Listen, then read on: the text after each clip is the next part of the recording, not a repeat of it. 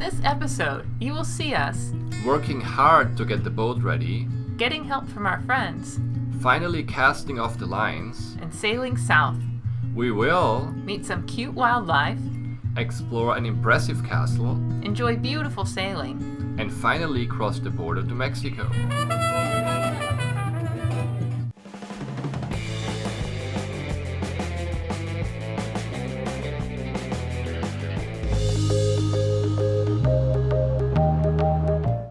It is October in the San Francisco Bay Area, and we are running late, really late. Our plan is to explore the world on our 34-foot sailboat, and we need to leave before the winter storms hit the Pacific coast. That could happen already next month. So we have to leave as soon as possible. We quit our jobs, sold and gave away everything that didn't fit onto the boat. So there's only one way left to go, forward with full steam. We have to win this race against the winter storms. But what is taking so long? Why aren't we out there sailing already with everybody else? Well, it wasn't too much partying. We really underestimated the time it would take to get our boat ready. We own a good old boat, a Columbia 34 Mark II made in 1973. I got it cheap, but there was really nothing on the boat except some old sails and an engine. The gel coat was cracked, paint was peeling, the keel had blisters, the rigging was too old, the list goes on and on.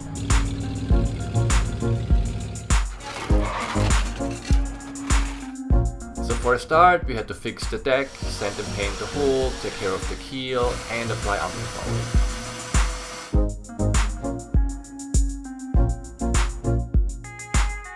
Luckily, we had some help from our friends, otherwise it would have taken even longer.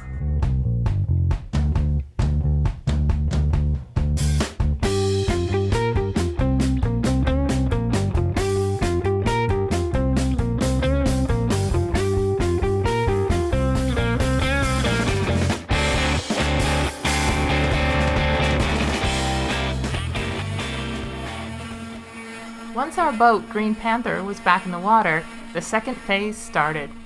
We had a very long list of projects we wanted to complete to turn our boat into a blue water cruiser. However, we soon realized that finishing all the items on our to-do list was going to be just impossible. So we focused on making the boat seaworthy so we could at least get off the dock. We took care of the wood, replaced the rigging, mounted a self-steering system, added solar panels, and much more. All of this would have taken even longer if it weren't for our amazing friends who helped us to move these projects along.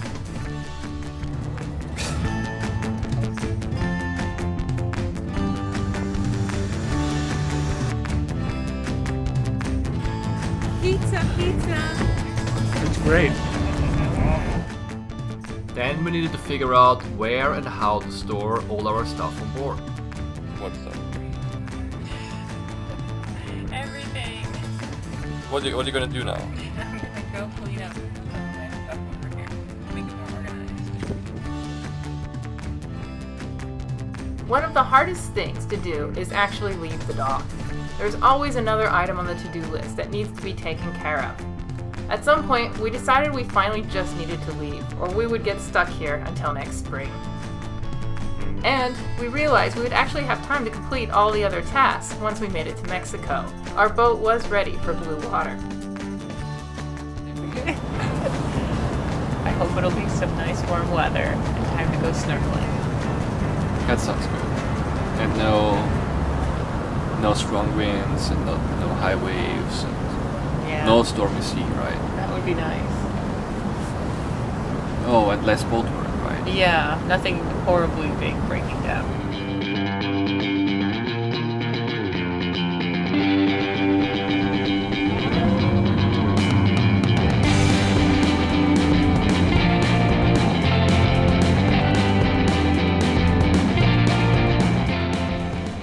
Today, it's the morning of the 26th of October, and we are leaving our dock in Emeryville. It's early in the morning, and we're motoring through some of the fog across the bay. Finally, we pass the Golden Gate Bridge and turn south. Our adventure is beginning. Look at this town, as small as it can be, imagining your great escape. but your family and friends and the ties that bind pull you in and hold you to this place. And the bright lights and the big city noise make you realize that you have no choice. Finally you're on your way, and the tide pulls in and the tide goes out. The first leg of our trip is just a day sail from Emeryville to the town of Santa Cruz in Monterrey Bay.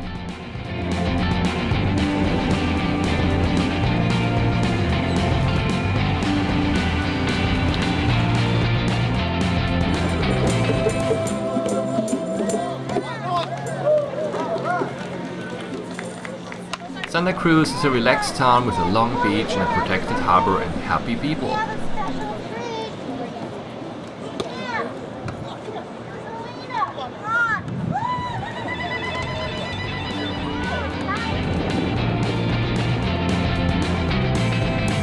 And a good place to visit friends.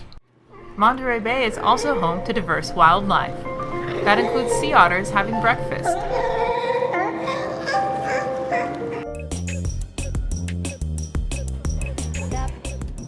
And California sea lions.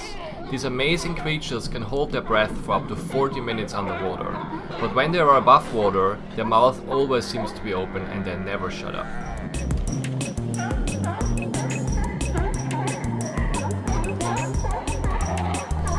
By the way, if you've ever asked yourself what's the difference between a seal and a sea lion, just look at their ears. Sea lions have little flaps of skin on the side of their head, while seals don't have those ear flaps.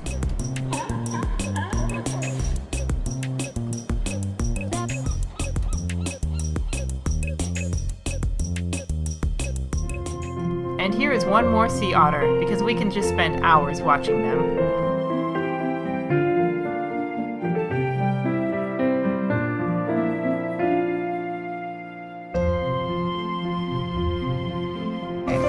So what are you making? So this is some pumpkin bread, so we'll have plenty of stuff to munch on when we're out.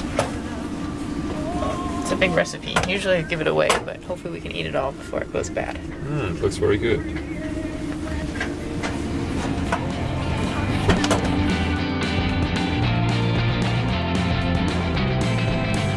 We are leaving Santa Cruz and sailing further south, past Monterrey and along the beautiful but rugged Big Sur coast. There is nowhere to hide now until we reach San Simeon Bay.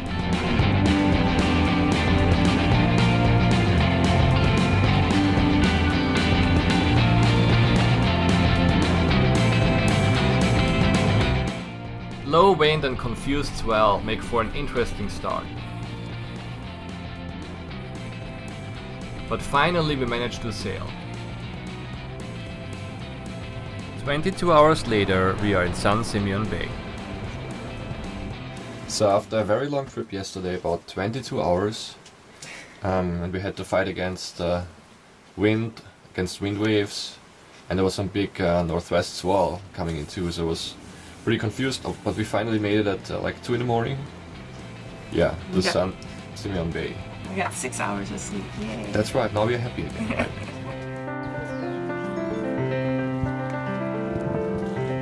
The bay is protected from the prevailing northerly winds, and it's only a few minutes walk to the visitor center for Hearst Castle.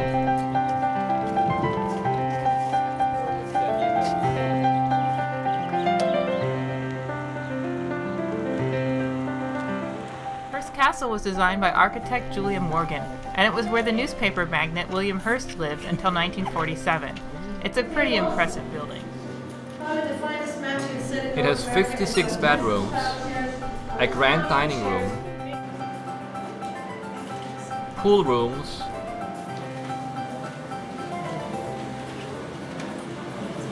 a movie theater where William Hearst shot movies from his own movie studio,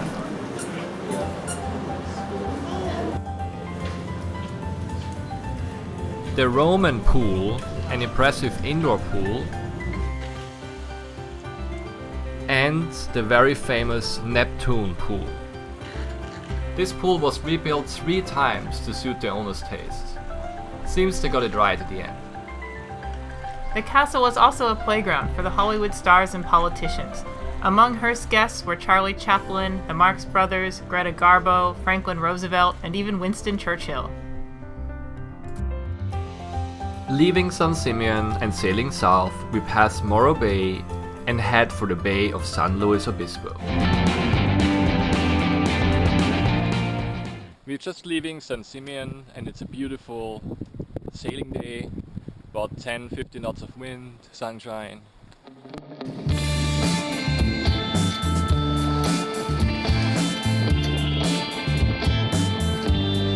It is great light wind sailing and we are making good progress. We are a bit sad that we don't have time to stop at Morro Bay.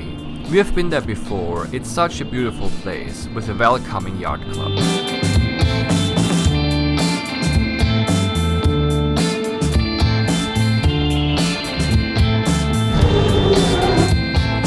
The main reason we are here in the Bay of San Luis Obispo is to get fuel. But we are surprised to see there is only one large fuel wharf designed for commercial vessels and none for smaller vessels.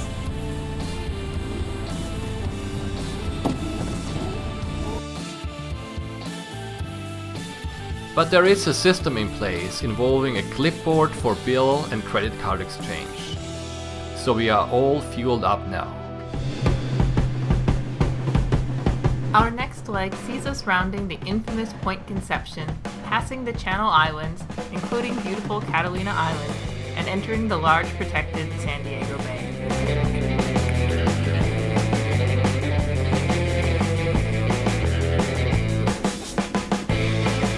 The conditions are perfect and we finally enjoy great sailing.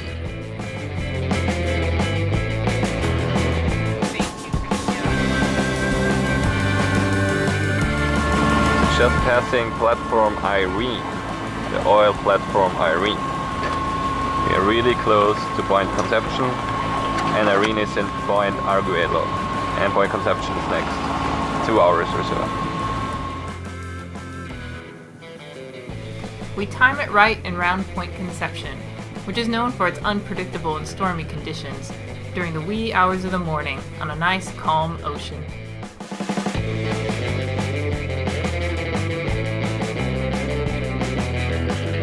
Once the sun is up, we are greeted by a large group of sea lions swimming north. We navigate around the dozens of oil platforms in the Santa Barbara Channel and past Catalina Island. The conditions are good, so we keep on going, but we are sad we can't stop at Catalina Island. We have stopped there during other trips before, and we really like the little Mediterranean-looking town of Avalon, with the historic casino housing a movie theater.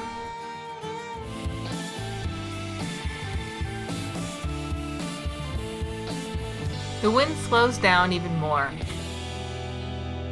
and soon it's completely gone. We motor on a glassy ocean towards San Diego, with a pod of dolphins accompanying us for a while.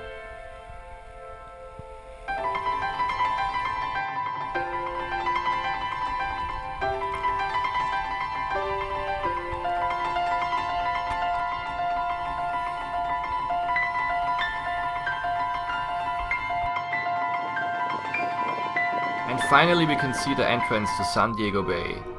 But then out of nowhere dense fog comes up and reduces visibility to 0. We carefully motor through the fog and find San Diego on the other side. Cheers. Cheers.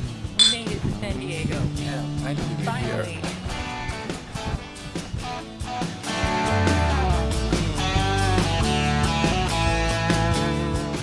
San Diego is our home for this week, with very interesting neighbors, pretty large neighbors, very wealthy ones, famous neighbors, and beautiful ones.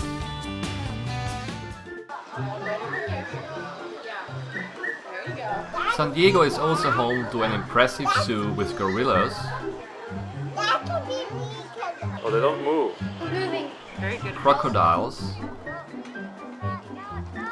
giraffes, pandas, and and the most efficient donation collectors we've ever seen.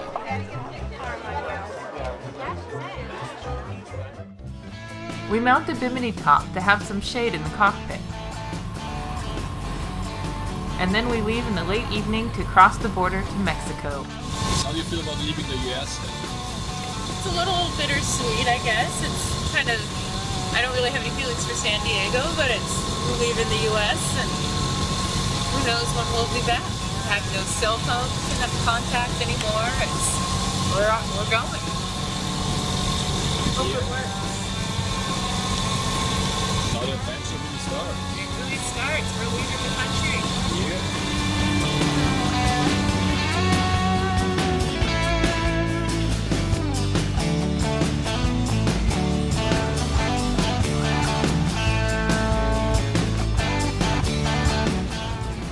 After a calm night, we approach the harbor of Ensenada and tie up at Baja Naval Shipyard and Marina. We are in Mexico!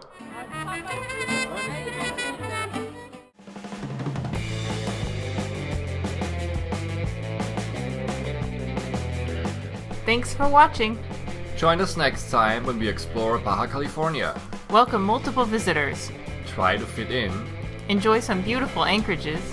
immerse into the cruising life, Explore the Sea of Cortez. watch jumping rays, And play with baby sea lions. Look at this town, as small as it can be, imagining your great escape. But your family and friends and the ties that bind pull you in and hold you to this place. And the bright lights and the big city noise make you realize that you have no choice.